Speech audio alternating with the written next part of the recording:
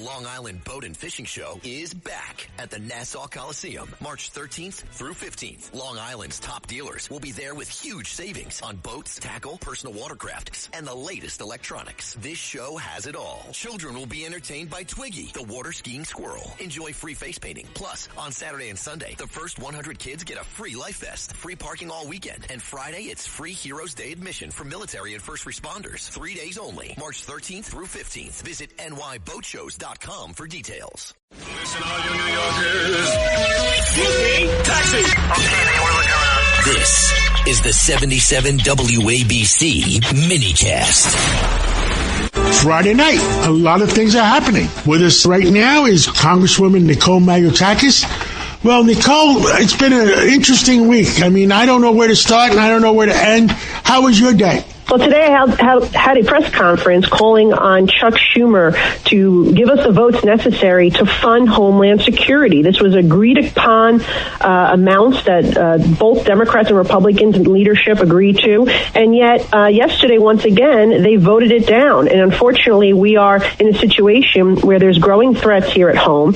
We have to fund Homeland Security. Today was the second paycheck that was missed by our Coast Guard, TSA agents who make sure our flights are safe, and also those who work on counterterrorism and cybersecurity. We need to get this fully funded, particularly this year, John, with the 25th anniversary of 9/11, with the World Cup, with all the events surrounding America 250. It is critical, and I'm very disappointed that Senator Schumer, of all people, a New Yorker, should know why this agency is so critical and why it needs to be fully funded. First of all, the Coast Guard should always be funded. I mean, it's part of national defense. It's part of our coastal defense. I mean, I don't understand that at all. And as far as the TSA workers, when you buy an airline ticket, Nicole, $5.40 of every one-way ticket goes to the TSA. Somebody's holding that money in escrow for TSA. What are they doing with that money?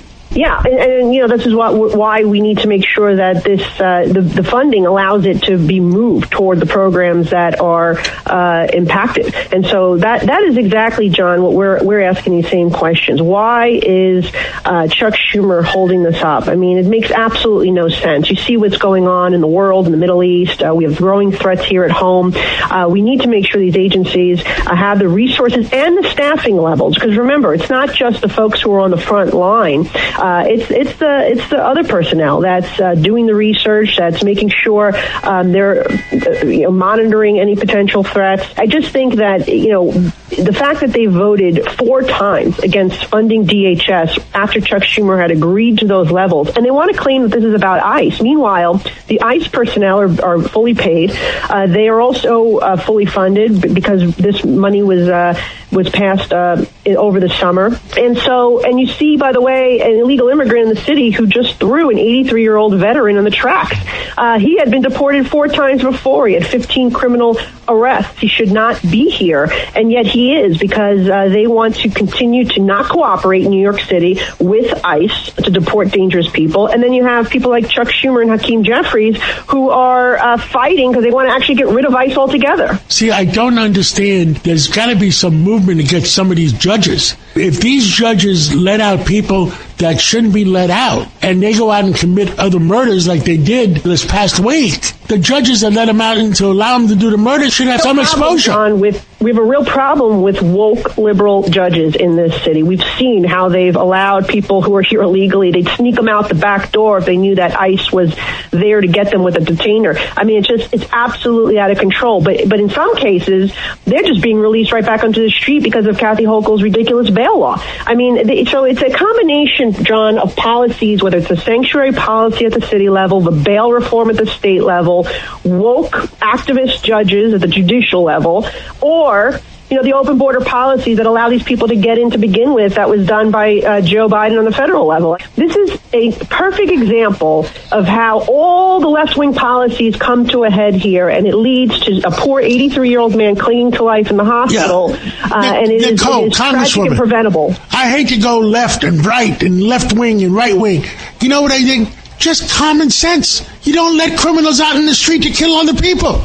That's right, John. We need common sense. Unfortunately, it's those on the left wing who are not working with us to accomplish that. That's the real problem. Nicole Malliotakis, you're absolutely right. Thank you for calling in this Friday, and catch up with you again real soon. Maybe we'll talk on Sunday. Thank you, John. Great conversation. By the way, John, too, this is coming out. Speaking of like common sense, the Democrats are also blocking the SAVE Act, voter ID. Here's a new poll, and this is on CNN of all places. Who supports the voter ID? African American voters, 76%. White voters say 85%. Yes, we should have voter ID. Latinos, 82%. Doesn't the Democratic Party poll their own voters? Governor Patterson. We got two Democrats in the studio. Governor Patterson. Well, most of the Democratic victories came from the participation of African American voters when there were strong drives to get people registered, and to get registered was considered something that was a valor. Now you're a citizen. Now you can vote. Now people are turning around, almost negating it. And I don't understand the reason for that. Yeah, and they're not listening to the numbers that we're seeing here. That is for sure.